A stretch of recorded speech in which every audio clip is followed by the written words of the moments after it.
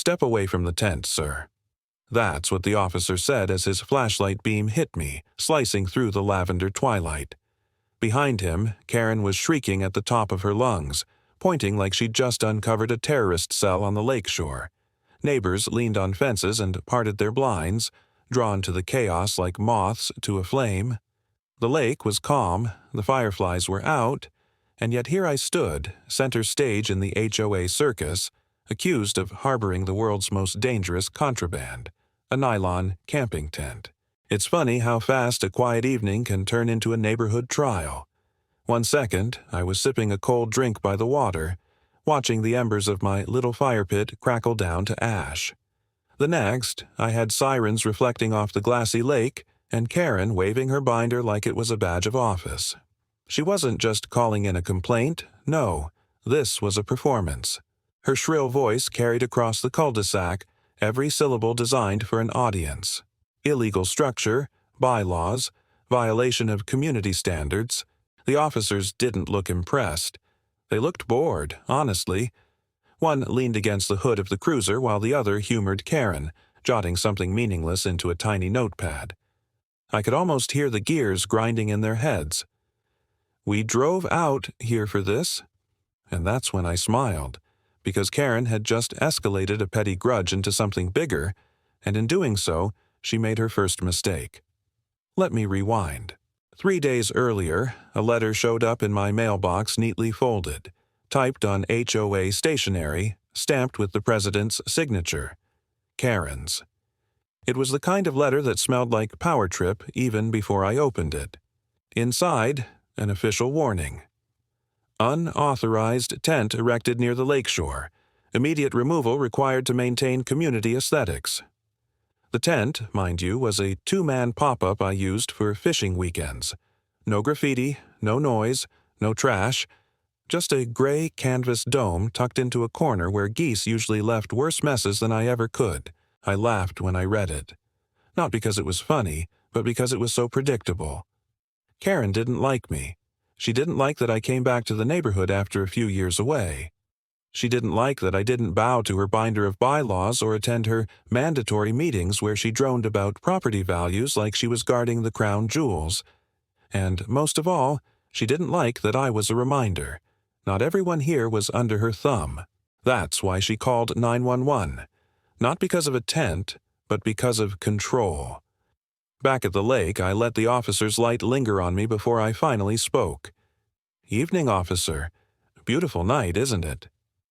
I gestured at the shoreline, calm as a man who hadn't just been accused of desecrating sacred suburban turf. Karen cut in before he could answer. "Don't let him distract you. This is an unauthorized structure in a common area. Page 47, Section 3, Clause 6. She rattled it off like scripture, her voice cracking. The officer raised an eyebrow. "Ma'am, it's a tent." The crowd of neighbors snickered. It was subtle, but I heard it the ripple of amusement spreading like gossip. A kid whispered to his dad, "She called the cops for a tent?" And the dad hushed him, but his shoulders shook with silent laughter. I leaned in slightly, dropping my voice just enough for the officer to hear. "You see, this isn't about camping. It's about politics." Karen screeched, "Politics? Don't you dare turn this into."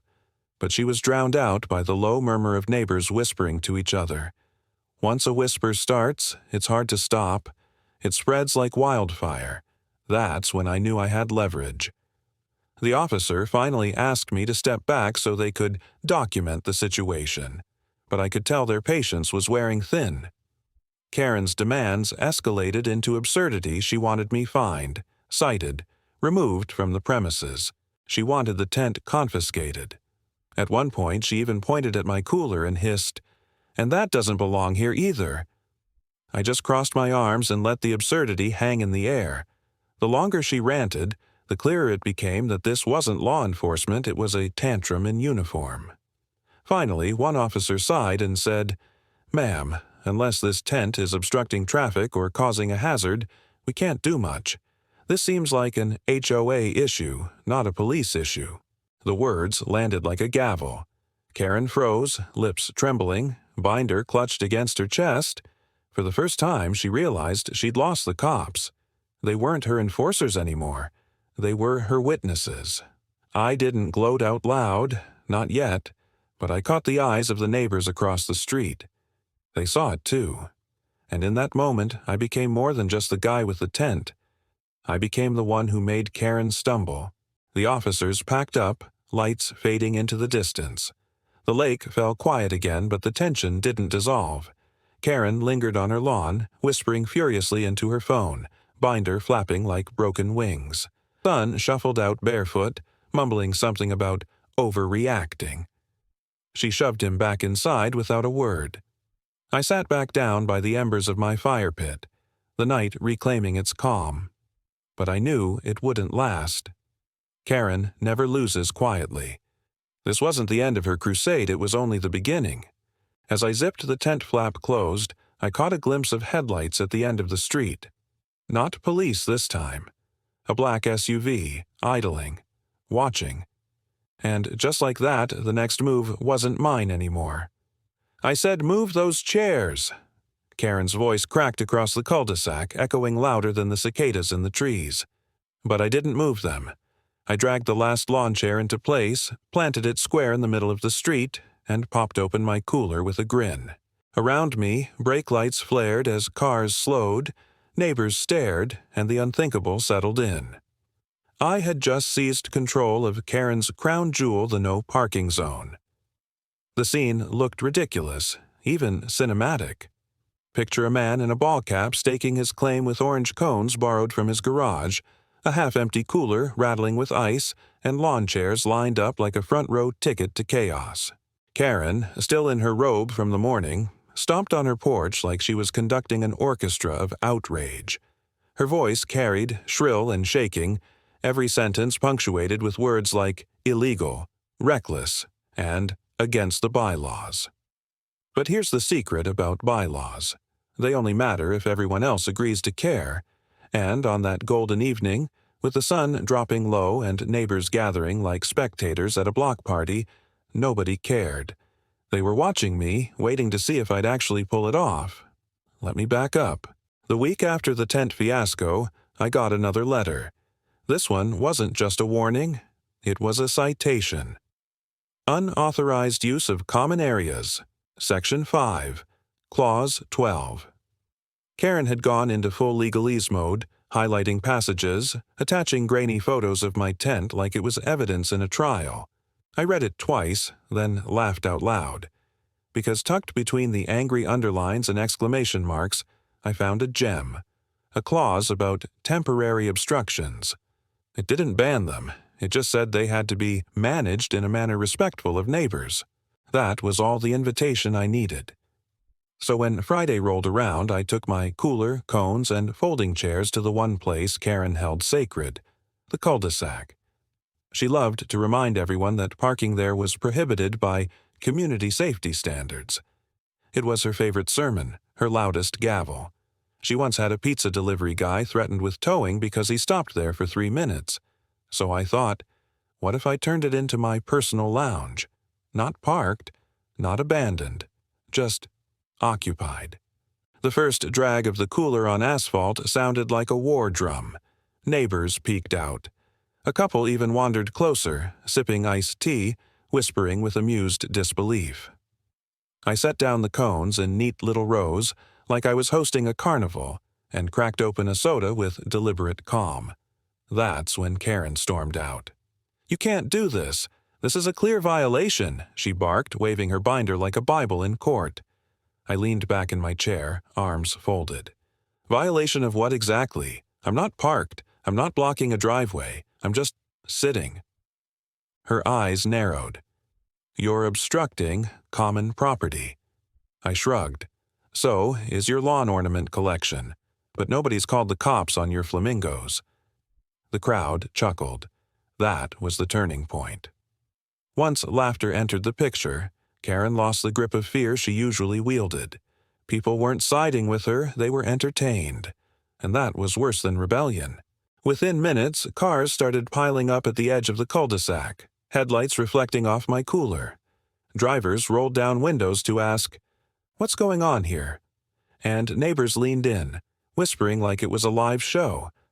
Karen's hands trembled as she called someone, probably the same non-emergency police line she abused last time. But here's the thing. I wasn't breaking a law. Not technically. No parking, no permanent structure, no hazard. Just a man sitting in a chair with a soda in hand. It was plausible deniability wrapped in lawn chair fabric. Son came out halfway through, tugging on her sleeve. "Mom, maybe just let it go." She snapped at him. "Get inside, Tyler. This is official business." He rolled his eyes so hard the crowd actually laughed again. It was brutal, her own son undermining her in front of the neighborhood. And me? I didn't even have to gloat. All I had to do was sit, sip, and let her unravel. The real climax came 20 minutes later. The SUV from the night before reappeared. Same one. Black, tinted windows idling at the end of the street.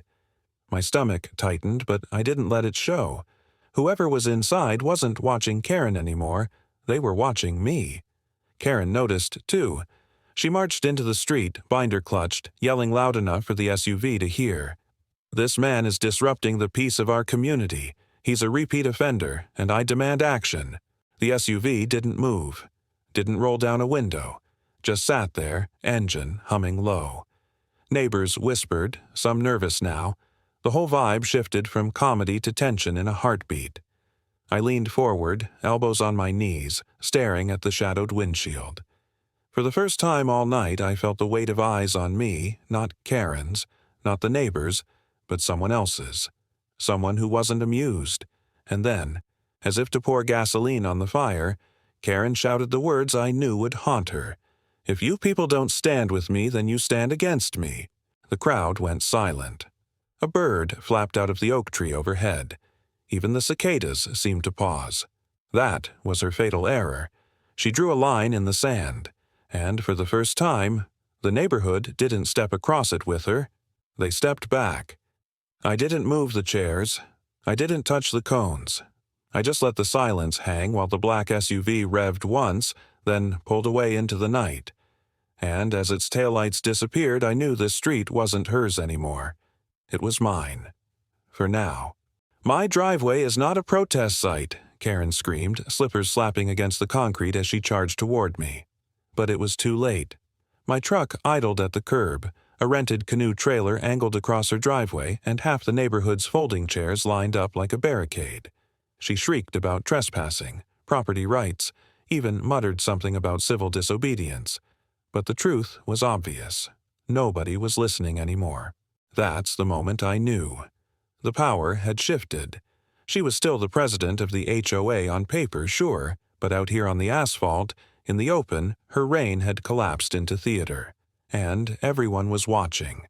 Porch lights flicked on, kids craned from upstairs windows, someone even set up a phone to record. If Suburban Revolutions had a soundtrack, this was it. Karen's voice cracking, engines humming, and the low ripple of neighbors whispering, "He's actually doing it." But this didn't happen overnight. After the cul-de-sac stunt, the HOA tried to reassert its grip. A new notice landed in my mailbox, this one highlighted in neon marker, with Karen's handwriting in the margins. Final warning before legal action. She must have stayed up late drafting it, underlining phrases like violation of order and community harmony. The letter smelled like coffee stains and desperation. At the next meeting in the clubhouse, she slammed it down on the table in front of me. "You are destabilizing this neighborhood," she declared as if she were addressing Congress. I smiled. I thought we were just talking about chairs and cones. The room shifted. Half the neighbors smirked into their water bottles. The other half studied their shoes. The spell of authority was breaking, crack by crack. So I planned my next move carefully. Not chaos for chaos's sake, but a statement. And nothing makes a statement louder than real estate driveways, the holy ground of suburbia. I didn't pick Karen's driveway at random. It was the same one she had once blocked with her SUV to prevent a contractor from trimming her neighbor's tree because she claimed it violated community aesthetic. That neighbor still hadn't forgiven her. I knew he'd be watching. Friday night, I parked my truck nose out across the curb.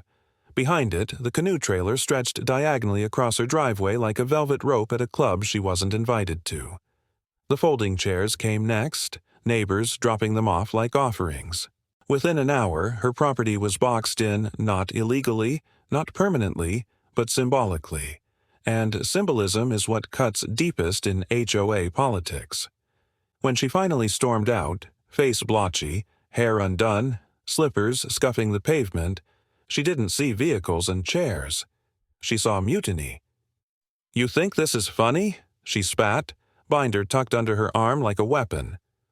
"A little," I admitted, "but mostly I think it's fair." She brandished the binder. "This is unlawful assembly." One of the neighbors chuckled. "Karen, it's lawn chairs." That did it. She lost her audience. The police rolled up not long after, same officers as before. The younger one was already rubbing his temple, the older one muttering under his breath about waste of resources. They listened as Karen launched into her tirade, binder flapping open on the hood of her SUV. Pages fluttered in the breeze, covered in typed expenses and handwritten notes. The binder slipped, spilling onto the asphalt. And that's when it happened. A few pages caught the flashlight's glare. Community maintenance funds, consulting invoices, landscaping charges that didn't match reality. The numbers didn't add up. Even the officers noticed. The younger one picked up a page, squinting. "Ma'am," he said slowly, "what exactly are these charges for?" Karen froze. For the first time, she didn't have a rehearsed answer. Her mouth opened, closed, then opened again, but only sputters came out. Neighbors crept closer, whispering. Someone whispered, "Embezzlement," and the word spread through the crowd like wildfire. I didn't gloat. I didn't need to. The scene spoke for itself. Karen cornered. Her binder betrayed her, her authority crumbling in real time. The officer laid the page back down carefully. "This may be outside our scope tonight," he said, "but it looks like something the county might need to review." Her face drained. She stammered, This is taken out of context." But no one bought it. Not anymore. The crowd that once feared her now stared with hungry curiosity. Phones recorded every flinch, every stumble. For once, I wasn't the intruder. I was the one who cracked the armor of the untouchable HOA president. As dawn's first light brushed the lake, the neighborhood felt different, lighter, almost relieved. Karen retreated inside, binder clutched to her chest, but the damage was done. By sunrise, people weren't whispering about my tent or my chairs. They were whispering about her. But as I packed up the chairs, hauling them back into truck beds and garages, my eyes drifted toward the end of the street. The black SUV had returned. Same place, engine idling, headlights off, watching. And that's when it hit me. Karen might have lost her grip, but someone else had just stepped into the game.